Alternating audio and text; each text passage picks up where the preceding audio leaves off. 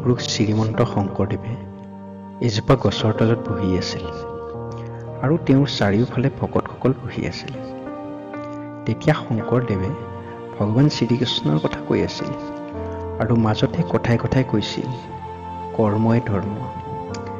তেনেতে শংকৰদেৱৰ এজন ভক্তই মাত লগালে, প্ৰভু, কৰ্ম কি বস্তু? কৰ্ম মানে কি? তেতিয়া মহাপুৰুষজনে ক'লে, কৰ্ম কি তাক জানিবলৈ হ'লে মই তোমালোকক এটা সাধু ক'ব লাগিব। এনেকৈ কৈ গুৰুজনাই সাধুটো আৰম্ভ কৰিলে। এখন দেশত এটা ৰজা আছিল। এদিন সেই ৰজাজনে মন্ত্ৰীৰ লগত লৈ নিজৰ দেশখন ফুৰিবলৈ গ'ল। এনেকৈ ৰজা আৰু মন্ত্ৰী দুয়ো ঘোঁৰাৰে ঘূৰি ঘূৰি এজোপা গছৰ তলত ৰৈ দিলে আৰু গছজোপাৰ তলত এখন দোকান আছিল। দোকানীজনক দেখা মাত্ৰকে ৰজাজনে মন্ত্ৰীজনক ক'লে, এই দোকানীজনক মোৰ এতিয়াই ফাঁচি দি মৃত্যুদণ্ড দিব মন গৈছে। এনেকৈ কৈ ৰজাই ঘৰলৈ তাৰ পৰা গুচি গ'ল। পাছে পাছে মন্ত্ৰীজনো আহিলে। মন্ত্ৰীজনে বাটত ভাবি ভাবি আহিলে, ৰজাজনে কিয় সেই দুখীয়া বেপাৰীজনক ইমান বেয়াকৈ ক'লে।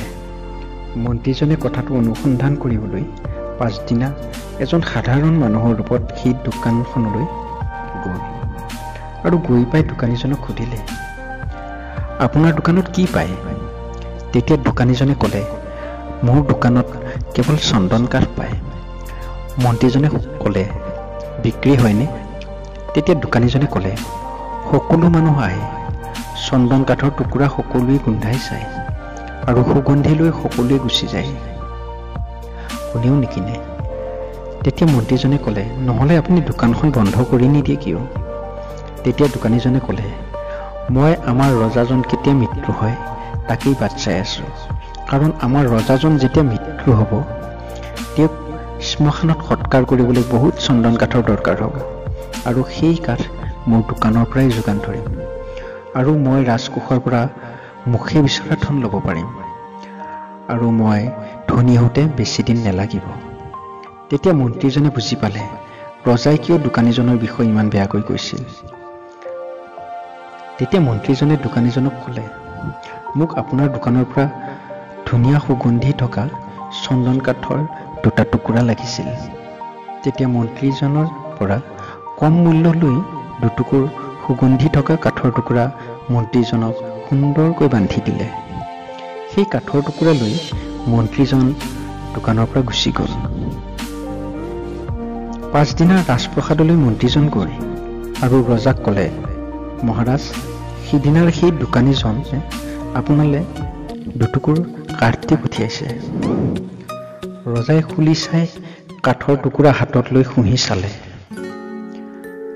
কাঠৰ সুগন্ধি লৈ ৰজা প্ৰসন্ন হৈ উঠিল আৰু মনতে ভাবিলে, মই মিছাতেই দোকানীজনৰ কথা ইমান বেয়াকৈ ভাবিছিলোঁ, অথচ তেওঁ মোক ইমান সন্মান কৰে। এনেকৈ মনটো বেয়া কৰি মন্ত্ৰীজনৰ হাতত 2টামান সোণৰ পইচা দিলে আৰু ক'লে, এই পইচাখিনি সেই দোকানীজনক দি দিবা।